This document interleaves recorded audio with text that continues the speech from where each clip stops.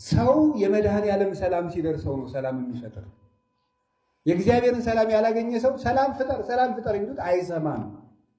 መጀመሪያ የእግዚአብሔር ሰላም ለእኛ ሊኖረን ያስፈልጋል፣ ለቤተ ክርስቲያን ያስፈልጋል። ጸልዩ በእንተ ሰላመ ቤተ ክርስቲያን ይላል ዲያቆኑ። እሱ ግን ሰላም የለውም። እናቴ ከዘራውን ይዞ እየተደባደበ ጸልዩ በእንተ ሰላመ ቤተ ክርስቲያን ይላል። ሞኝ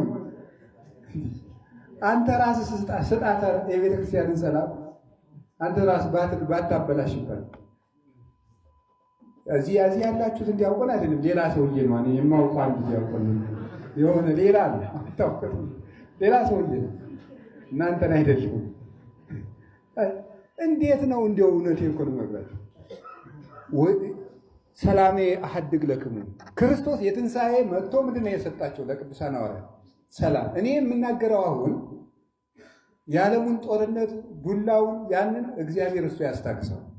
እያወጋው ያለሁት ግን መጀመሪያ የቤተ ክርስቲያን ሰላም እንዴት ነው የሚመጣ?